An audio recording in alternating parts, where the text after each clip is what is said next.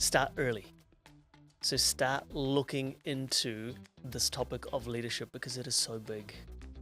You cannot wait to be in a leadership role. You can't be 6 months away from applying for a new role and think that you are going to understand what are some of those soft skills that you need as a leader. I would start now. My interpretation of leadership is learning to manage yourself. So if you're interested in leadership, if you want to be the person that wants to be in a leadership role, that wants to have an impact on other people's lives, learn to lead yourself first. Leadership is a balance between empathy and performance. Some of the things that I was doing that was bringing success was no longer working. And what I mean by that is when you have a big team, the way that you work with other people and leverage their strengths and help them through some of the areas of development, I didn't necessarily get right to begin with. What if failing in school didn't mean failing in life? Today's guest, Varun, went from getting C's and D's in high school to packing boxes in a warehouse, and now he's a respected business leader, sales strategist, and founder of Synergy Consulting, helping sales teams across APAC grow and win. In this episode, Varun shares the real skills that school never teaches you about leadership, the ones that actually help you lead, earn trust, and move forward in your career. If you ever felt like the underdog or like you're behind, this episode is your playbook for catching up, becoming a leader, and getting ahead. Okay, Varun, welcome to the Education Podcast, our go-to podcast for career and leadership development. How are you doing today, my friend? I'm doing pretty good. Driving to your studio, I got a little bit wet because we have picked the day to do an in-person podcast, but otherwise all good. Yeah, but the man is still here. He's committed, and I appreciate that, rain or sunshine. Varun, look, it's so good to have you on the podcast. We've had a chance to catch up beforehand. I love your story, and also just going from warehouse to boardroom. And, you didn't follow the traditional route in terms of education, university, career. High school was a bit of a struggle for you. And then you picked up a warehouse job, built your way up, and then eventually ended up in leadership roles in boardrooms, responsible for teams, multi-million-dollar accounts. Like, that's huge, right? So there's leadership lessons that you've learned in your journey that they don't teach in school. So this is what the podcast is about today. It's all about leadership lessons from the man, Varun himself. But before we get into that space, we always like to ask our guests, take us through a drive-through around your career. Like, you went through your career, now you have a business today. Give us that journey. Yeah, look, even as you're doing the introduction, sort of talking about my journey of having C's and D's in school and then, packing boxes to being in the boardroom, it all sounds very impressive now. But in that moment, when I decided to leave school because it just didn't feel like it was clicking. I was going to school and my learning style is very different. I'm very hands-on. I need to try things and actually give it a go before I will learn, and it sticks. And at that time, that really wasn't the teaching style. And so that really caused me to leave early. I, come from a working family. My dad's a panel beater, mum's a machinist, so she sewed clothes in a factory. And so, I thought my career path was going to be working with my hands. I ended up getting a job in panel beating, didn't enjoy that. End up in a warehouse job, actually after getting not being able to get a job that was labelled as a dead-end job, and just decided to get my head down. I was thinking, this can't be it. There has to be more to what I can do for myself than just follow the same path. And while there's nothing wrong with having coming from a working class family and being in a logistics job as such, I thought, I want to try and see if I can push myself. If there are other people that can do different things in different roles, I feel like I can back myself. I've just got to give it a go, and that sort of started this domino effect. I ended up moving from the warehouse into a service technician job, so still working with my hands. Then got an opportunity into customer services that slowly introduced me to the world of sales and account management, and then became part of building this business right at the height of the GFC, when money's really tight and companies really have to think about who they're going to spend their money with.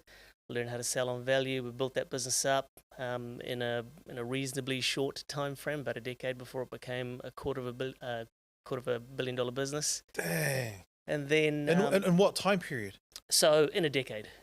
Wow. Yeah, it basically took a decade, and that business expanded. So with the successes that we ended up having in New Zealand, it allowed for the expansion into Australia and into other markets in Asia Pacific, where the family that I was with, they had some experience around knowing those markets, and it really allowed us to grow that business off the back of some of the successes in New Zealand, which was really, really amazing.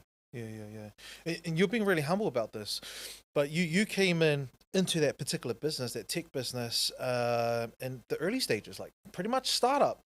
And then you said over a decade, almost $250 million. Like that's awesome. And in that organization, you also took on more responsibility, leadership roles. You grew in that organization, right? Absolutely.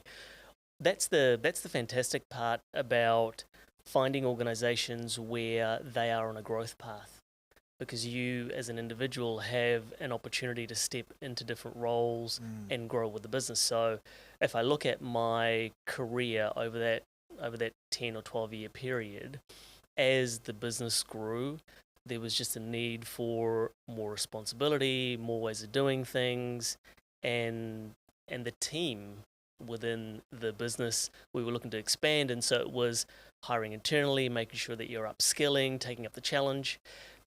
The amazing part of growing a business is there are lots of times where you feel like you don't have the capability, but because you have this target of wanting to grow, you just give things a go. And I was thinking about what might be some of those bits of advice that people who are listening would get some value out of. And if you're thinking about starting a business, or if you're somebody who is in a role and you're thinking about moving up to the next role, there's going to be all this self-doubt around, I can't do it, I'm not good enough, my competitors already have this capability, etc., which are self-limiting beliefs. And the challenge is they stop you from trying some of those things, which could lead to success. But before you've even given it a go, you've stopped. And in our business, there were lots of things where early on in startup stage, we didn't have the capability for, or we didn't have the experience for, but it just didn't stop us. And personally, I found that quite empowering. I was somebody that was constantly looking to see if I could give new things a go, whether I was going to fail at it or not. And it really worked. Yeah, I really like that. I think there's some good lessons that we can unpack from that experience. One is, like you said, you just took on the responsibility, even though you didn't have the capability or the skills or the confidence at the time, but you had this drive to just grow. And I think that's very important, right? You don't have to have all the answers, especially if you're applying for jobs out there in your career or looking to step up. You don't feel confident yet, but just know that you will grow over time. And as long as you're focused on growth, it's all about the direction than it is about the distance. Hey, now you've grown a lot in that organization. Obviously, you've helped grow it from wherever it was, the startup phase, to like $250 million. And your sales experience, expertise, and leadership there played a big part in achieving that. Now you've got a business. Now you're teaching other people basically how to do that, leadership and sales. So really want to unpack that. But I want to talk a little bit more about that experience working for that organization. Obviously, you grew into those roles, leadership thing, right? Again, it was new for you. What were some of the things that you learned that you didn't realize stepping into those roles, leadership roles? Yeah, leadership itself is quite a big word. And I probably learned the makeup of leadership later on in the career. Later on in my career, when I really started to look into the topic, and a lot of it actually came because we got to a certain stage where some of the things that I was doing that was bringing success was no longer working. And what I mean by that is when you have a big team, the way that you work with other people and leverage their strengths and help them through some of the areas of development, I didn't necessarily get right to begin with. And so early on in my career, if you talk about this word leadership, my interpretation was it's at the front. You are literally showing other people how things are done so that they are learning and you are moving forward. That would be one of the interpretations in that moment in my career. And then as I really delved into what leadership was, I found that it was a collection of behaviors. So it was a collection of behaviors here where early on in my career, you needed resiliency. And when we had some of those setbacks, because when you're growing a business, there are lots of times you're going to get no's, you are going to face failure, you are going to face roadblocks. Resiliency around just keep going. We're going to bounce back from this, we're going to change our approach, and we're going to keep moving forward. It's tied to leadership, and it worked. As we got bigger, more of a team, a massive amount of empathy started to come into play. And of course, I stepped into a leadership role quite early in my in my years. Without having, I wasn't married at that time. I didn't have any children, and so my patience level would have been a whole lot less than what it is now. And so that's my explanation of why some of those leadership traits that worked early on when you're a very small team, where some of those approaches work, doesn't necessarily scale once you start to have a bigger team and a bigger business. Now, you don't have to mention names and numbers, and our audience do love examples and stories, okay? Can you give us an example, an experience you had in your leadership journey that was challenging, and what you did and what you learned from that? So, in my career, what happened is the group of people that I worked with, by the end of my career, I'd spent 20 years with them in different businesses. So first it was owned by the parents, then the son is the one that I ended up building the business with together when it expanded. And so a lot of the people in the business were there when I was in the warehouse sweeping the floor. And in our third business with that same group of people, I had slowly taken on different roles into customer services, then all of a sudden being peers with some of the people who were in the business while I had been in the warehouse in my previous company. And then as we progressed, slowly I became their boss. And that is quite challenging because you go from being, for the lack of a better term, an underling to somebody, to now all of a sudden being that individual's boss or that group of people's boss. And that creates quite a different power dynamic. How? So when I was sweeping the floor, if I give you an example, I was very young. And so if I was to give you an example, imagine you are in the role that you are, and I'm a 17-year-old kid who's sweeping the floor. In 5 years' time, we are colleagues, so we are working on the same type of customer accounts, the same type of opportunities, and then in 2 years' time, some of the accounts that I'm handling or the type of business I'm handling tend to be much more enterprise or bigger, and then all of a sudden, you now report into me. Gotcha. And so that is extremely challenging. So personally, I found that really challenging. To begin with, I had this narrative of I've worked my way from the floor to now being the boss. And so now I've got this power stick. And of course, for some of the individuals, that doesn't necessarily sit well. And you'll be surprised, Varun, because I work a lot with employers and we train up their staff, and especially their leaders, that this issue is quite common. Yeah. When you have someone in the team who gets promoted into a leadership role. It's like, I'm no longer just a team member now. Like, you report to me. So there are going to be struggles with dynamics, a mate versus a team leader, How did you navigate that space? What's your advice for people who might be going through what you went through with those power dynamic struggles, all of that stuff? Like, how can they navigate through that space? So I would say there's two things. So if you're an individual and you already aspire to move into some sort of a leadership role, you already know it. Because in your head you'll be thinking, I want to have a career where I am going to progress and I want a leadership role. Whether it's a title, whether it's the dollars that you're chasing, whatever the interpretation is that somebody has to move up what we call the career ladder. Start early. So start looking into this topic of leadership because it is so big.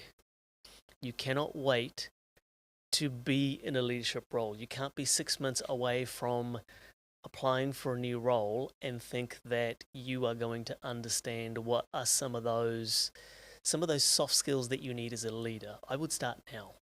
Start looking into what leadership is, talk to people who've already transitioned, what are the challenges they've faced, and really start to apply some of the leadership skills now. This was one of my biggest learnings, is I believed that this topic of leadership, or to be a leader, was when you had people reporting into you. So in an org chart, there is this hierarchy, the pyramid, and now you have a lot of names, unfortunately, underneath you. But leadership is so much more than that. You don't need any positional power whatsoever. So you don't need to be in charge. You don't need to have a role. You don't need to sign off people's sick leave to actually show leadership traits. And I truly wish that I had known about this early on and someone had either coached me or I had resources that I could go to.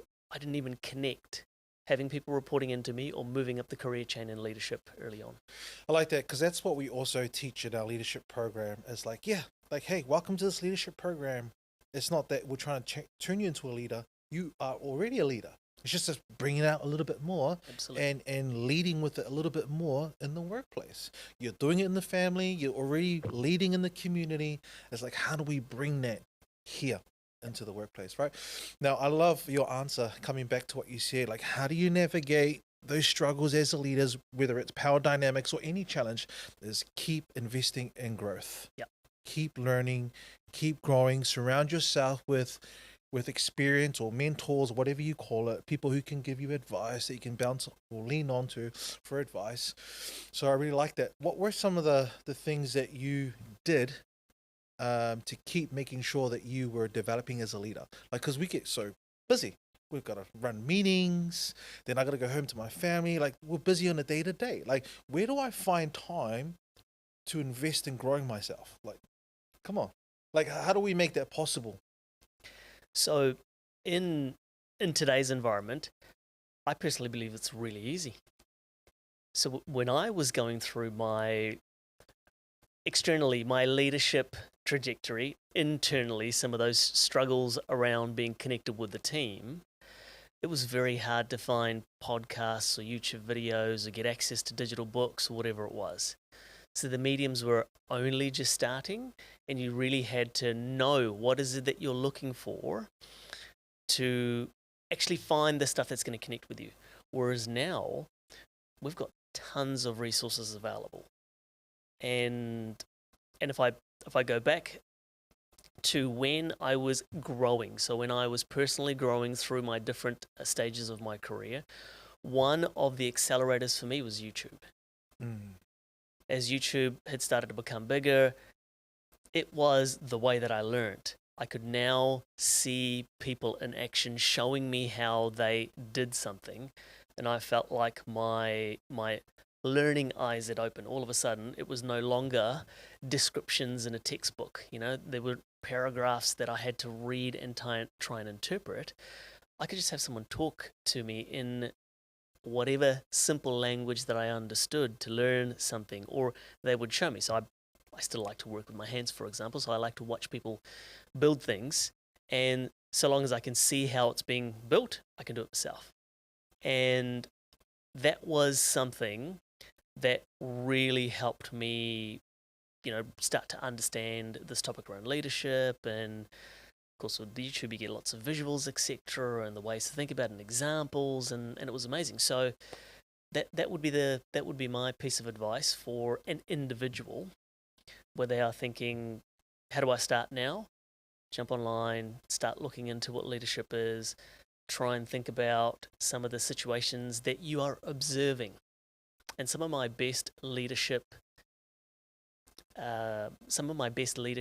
advice or traits have actually come from experiencing things from other leaders that I thought, I don't want to be like that. So it's been some of those negative experiences where I thought, this isn't how I would be as a leader. And there were still times in my career where I was at risk of becoming that. Yeah. And it takes a lot of self-awareness, right, to be able to recognize that.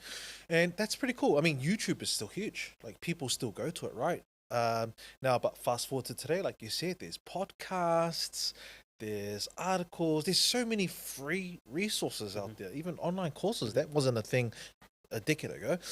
But YouTube, curious to know, who were those people that you looked to for advice on YouTube? What were they like John C. Maxwell, Brian Tracy? Like, those are, to name a few. When I started looking into it, Simon Sinek was very active, and he's a figurehead in leadership, and so would talk about what leadership really meant. And I really like some of the stuff he talks about where he talks about leadership isn't being in charge of people, it's looking after the people in your charge. And that was very powerful for me. So I think 2016 was when I was in quite a key senior management role, a lot of people reporting into me. I'd struggled for maybe 12 or 14 months before that with connecting with my team. And a lot of this was, I've thought about this, and a lot of this was when you are told at school that you will never make anything of yourself. I clearly had this vulnerability that I was carrying inside, which meant as I found success and some of the behaviors that actually worked in allowing me to move up to the next level in my career, I thought, I've found a formula, I'm just going to repeat this over and over again, and it's going to work for me. And early on in my career, when we're growing a business, it's very performance focused as an individual performance. So 100% in control of my behavior. When you have a lot of people in your charge, now that you're no longer in control of other people's behaviors, you have to lean on the power of persuasion and influence. And those were probably some of the leadership traits that I didn't really understand as well. And so 2016 was, for me, a bit of a tough year. I was thinking, I'm not gelling with the team. I feel like I've become a bit of a punisher at work because I'm so performance focused. It's delivering the success, but it's not necessarily connecting with my team. And so I carried on thinking, this is a moment in time. Clearly, there is something that I'm missing, and it's not the team. I have to do even more digging into this. And anyways, we did a workshop where I was exposed to a tool called DISC. Yes. Yep. And it really objectively showed me different communication styles, and it was like a light bulb. It was like a light bulb moment. And through some of the stuff that Simon Sinek talks about, I feel like my empathy levels accelerated. It was very, very different, and I really started to lead myself. So when people talk about leadership to me, it always sounds like this topic about everything to do with external and everyone else. My interpretation of leadership is learning to manage yourself. So if you're interested in leadership, if you want to be the person that wants to be in a leadership role, that wants to have an impact on other people's lives, learn to lead yourself first. Yeah, that's powerful. I think our audience should definitely write that one down. Leadership starts with you. Like, that's what you can control. You can't control other people. Yep. Right? And people confuse that with, being a leader. Like, I'm in control. I control you. What I say, you must do. Yep. That's not it, right? People respond differently, and that's just human nature. But what you can control is how you treat people, how you speak, how you act, your behaviors, because ultimately those things do influence. And that's the key word with leadership is what you do influencing, right? Are you influencing good behaviors for your team? But look, I'm interested as well. Like, look, yes, I get it. Sometimes in leadership, well, most of the time, it is focused on results. Otherwise, how do we make money? And how do we put food on the table? How do we pay for all these guys' salaries, right? So yes, but where do you find the sweet spot? How do you balance the sweet spot between results and yes, I've got to care for my team. Like any advice you can speak into that? Yeah, really good question. Actually, this is something that I touched on in one of my workshops, and we used a visual of two circles coming together, and we talked about leadership is a balance between empathy and performance. So if that scale is tilted too far in either way, you can end up being too performance focused, which means you are no longer listening to some of the needs of the people around you. You're not hearing what they might be asking you for. And that might be, in terms of behavior, that might be things like new ideas. You're too far focused on performance in terms of my results, my way. I know this works. This is all I want everyone to do. And there might be lots of amazing ideas that people are putting up that should be considered, and you miss those.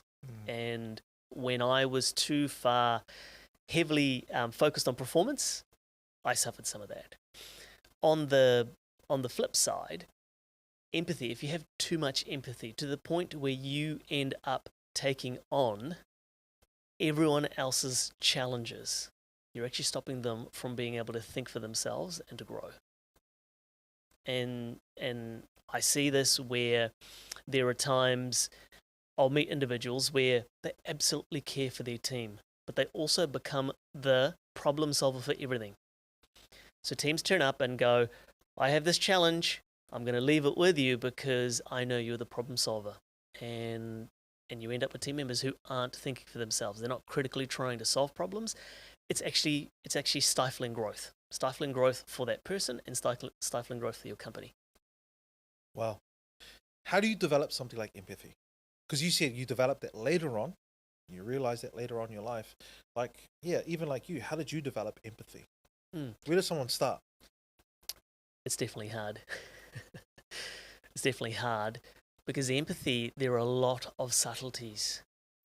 There are a lot of subtleties that allow you to be empathetic, as in being able to stand in someone else's shoes to see things from their perspective. So one of the things I learned from this DISC tool was that my communication style was quite direct. You could say, we say, let's call a spade a spade. Yeah. The challenge is, if I'm not stepping into someone else's shoes, how they interpret my directness is the piece that I didn't understand. So while I'm trying to maybe share some very explicit feedback, how that person interprets my feedback was the piece that I was missing. So, when I think about how do you develop empathy, it's actually really trying to place yourself in someone else's shoes before you deliver the message. So if you're somebody who's thinking about your leadership journey or leadership career, or maybe you're already a leader, start with some of those tough conversations. They're probably the easiest ones to try and help you develop empathy. You want to deliver some sort of a message. You need to sit there by yourself, plan. You need to write down, what is it that I'm trying to say? How am I going to say it? And then you want to imagine, if you are the person that is receiving this, what are some of the ways that could be interpreted? So for me, because I'm quite a direct communicator, my delivery of messages could be quite direct. And I missed a step by thinking, well, that's fine. If someone said this to me in this sort of manner, I'd be okay with it. Not taking into account that not everybody else liked that style of communication. I love that. That's powerful. I think it's important and you brought this up time and time again, is this disc profile, or using some sort of tool or framework just to kind of help self-assess yourself and see, where am I? What's my style? So the more you learn about yourself, the more you can kind of also understand how it could affect other people. And I think what you mentioned there was putting yourself in the shoes of other people is a nice way to start, right? If it's not something that comes natural to you, right? Just imagine putting yourself in the shoes of other people. Now, we've had this conversation offline, but I like this thing around strategy that you brought up. Leadership and strategy. And how strategy, when people think of it, they think of this big, complex, visionary plan, like all these things, right? And very businessy. But you use strategy at home as a parent and with your kids. And when they're feeling stuck or have a challenge, how do they use this concept of strategy to move forward or solve a problem? Tell us about that, brother. Okay, so I have 2 girls. One's 9 and the other one is 7. And one of the things that I was very mindful of is that I didn't want them to go through their lives, their early lives, without necessarily knowing how to overcome some of those challenges that we're all going to face. So everybody faces challenges. Sometimes I know there's interpretations that some people have easier lives than others. I know people with lots of money who still have challenges. They have lots of struggles. And so what really worked for me when I was facing challenging times was having some go-to quotes or sayings that helped me looking forward. And one of the most powerful ones that I came across early on in my career, and I can't remember who said it to me, but this person had said, work to the position you want, not the one that you have. And really what they were saying is, show me that you have the drive to be able to work to a different capacity to the one that you are in currently. And that's what's going to give you some of those growth opportunities. And so for me, that is a strategy that worked. It's a formula that worked, and I could keep feeding into it. So with my kids, I utilize this word strategy, which I explained to them is just a set of steps. They are just a simple set of steps to reach a goal. I love that. And it's a really simple way of explaining it to a 9-year-old and a 7-year-old. And so when they have some sort of a goal, something that they want to achieve, then I will say to them, when you've got a goal, what do we need? And they'll say, I need a strategy. What is a strategy? And they'll just say, a simple set of steps to be able to get there. And it's behaviors. So I like simple language. I like explicit ways of being able to understand things. So if someone says to me, think about the topic leadership, it feels like this big topic. I have no idea what the behaviors are. Same as strategy. When you say strategy, it just feels like this MBA terminology. Maybe it's a consulting term that people tend to bandy about so that they can charge organizations money. But it's just a plan. You figure out what that goal is. You figure out what are those actions, those steps that you are slowly going to take to move towards your goal. And so that's what I teach my girls. I love that. Look, our audience needs to write this one down as well, right? A strategy is just a plan to achieve your goal. Or in other words, a series of steps to achieve your goal. And that's something you could explain to your kids. And it's a great, simple way to also teach your team at work as well. It's not just as a parent, but as a leader in the workplace. It's like, what's the strategy? What's the strategy? If anything, it just really helps people, like you said, have that mind shift between just being problem focused to solution focused. And it's more about like, cool, yep, that's the flag, that's where I want to go, but how am I going to get there? Yeah. What's step one? What's step two? What's step three? And you just focus one step at a time. Absolutely. So this concept of strategy obviously has lots of different components, right? Because as you go to figure out those steps, there'll be times when even those steps feel like a little bit of a roadblock. As in, you're going to get to step number 3 and say, well, actually, I can't do this, or I don't know how to do this. And so there's 2 things in our household that my kids absolutely say. So they parrot this, and it's so that they don't end up saying, I can't do something. So I really wanted to eliminate out of their vocabulary this sentence of, I can't do it. Because that is such a self-limiting belief. It literally is a statement. Your brain then says, okay, you've made the statement. Now I'm going to look for all the evidence to confirm that I can't do it, and I'm going to stop all my actions. And it's all tied to neuroscience in terms of how our brain tends to function. I was very, very mindful of this. So at home, I get the girls to say, I can't do it yet. So they have to use the word yet. And what that does is it says to them, in this moment of time, if I can't do something, I just can't do it yet. And I also tend to say an even better way is to say, how can I do this?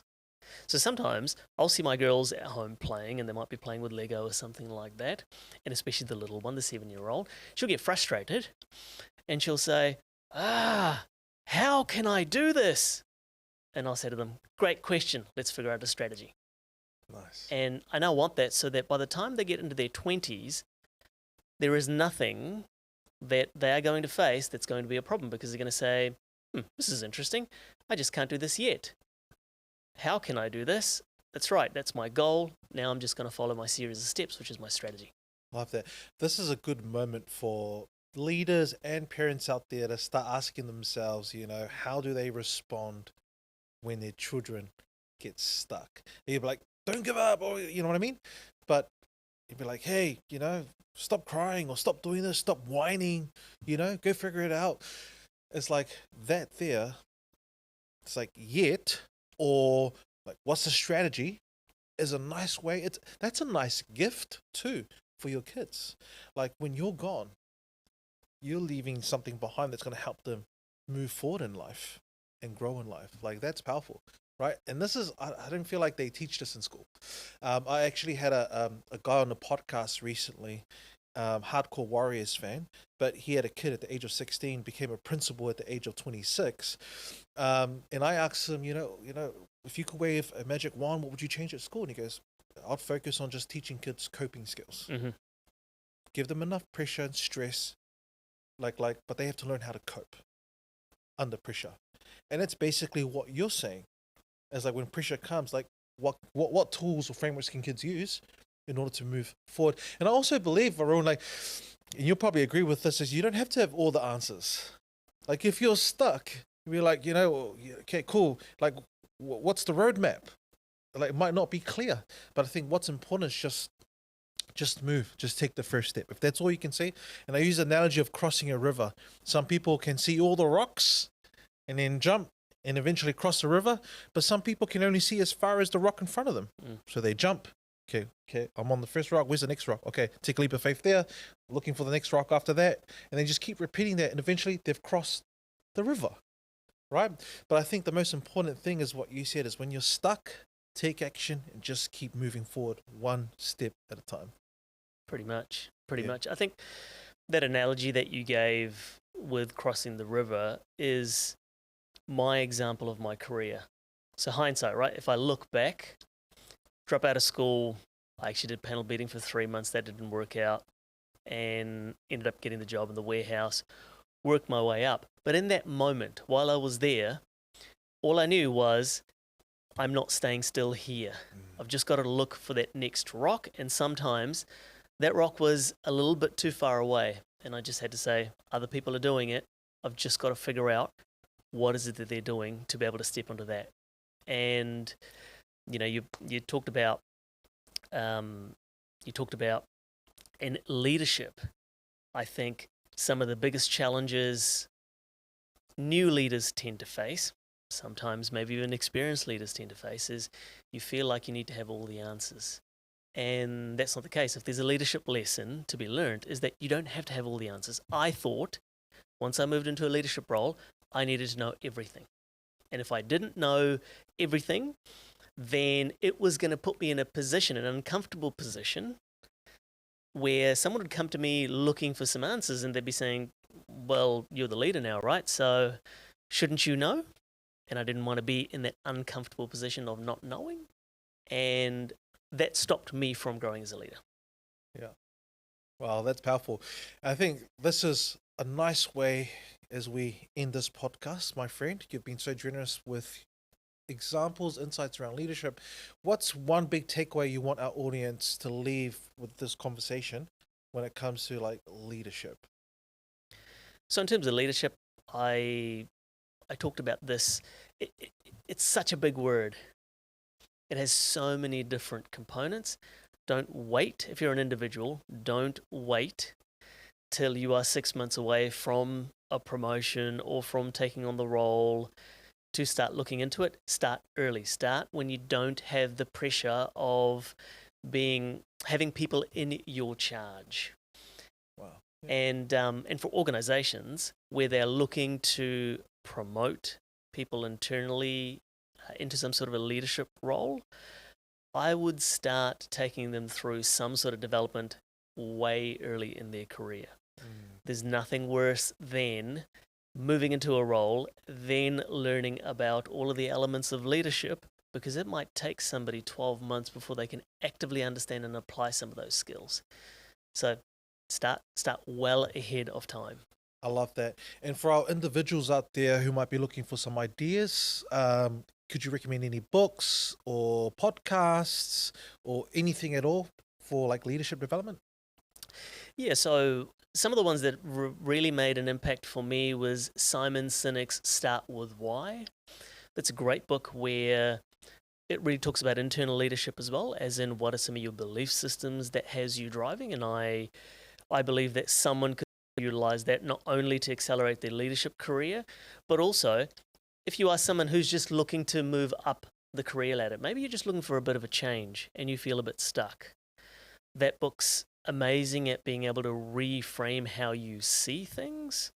Some of the other ones that I've really enjoyed that both ties into leadership and also your own self-performance would be things like, it's a habit book. Hang on a second. I'm going to find it. Is it The Power of Habit? So there's Charles Duhigg's Power of Habit. That's like a really good one. Also, Atomic Habits. Atomic Habits. Yeah, because that builds onto the Power of Habit as well. So there's some amazing books that's going to help you lead yourself. Think about some of those actions and behaviors that's going to help you accelerate towards those goals and building your strategies, because it's all about little actions, little habits, etc. And in terms of leadership, it's Simon Sinek's Start With Why. Well, there you go, audience. Thank you, Varun. And if people want more personal development and consulting from you, or synergy consulting with leadership or sales, how can they get in touch? So you can just Google my name, Varun Dhani, and you will find I've got a YouTube channel. Not that I have lots of videos on there, but it is specifically to help individuals learn selling skills, and you need selling skills even when you're chasing some sort of a career. I've also got my own podcast called The Art of Selling, which is available on all of the platforms, so look out for episodes there. Otherwise, if you put the links in for some resources that I have where people can learn some selling skills from me for free, so I'll sort of share that with you. Yep, and we'll put that in the episode link as well. All right, thank you so much, my friend Varun, founder of and CEO of Synergy Consulting. Thank you for your time, brother. Thanks for having me, Pasi. And that's a wrap for today's episode. If this conversation gave you something valuable, do me a favor, share it with someone who needs to hear it. And if you haven't already, hit the follow or subscribe so you never miss an episode. This show is all about helping you unleash your greatness, and the more we grow, the more we can bring you content that truly makes an impact. Thanks for being part of the Education Podcast. Let's keep pushing forward, and I'll see you next time.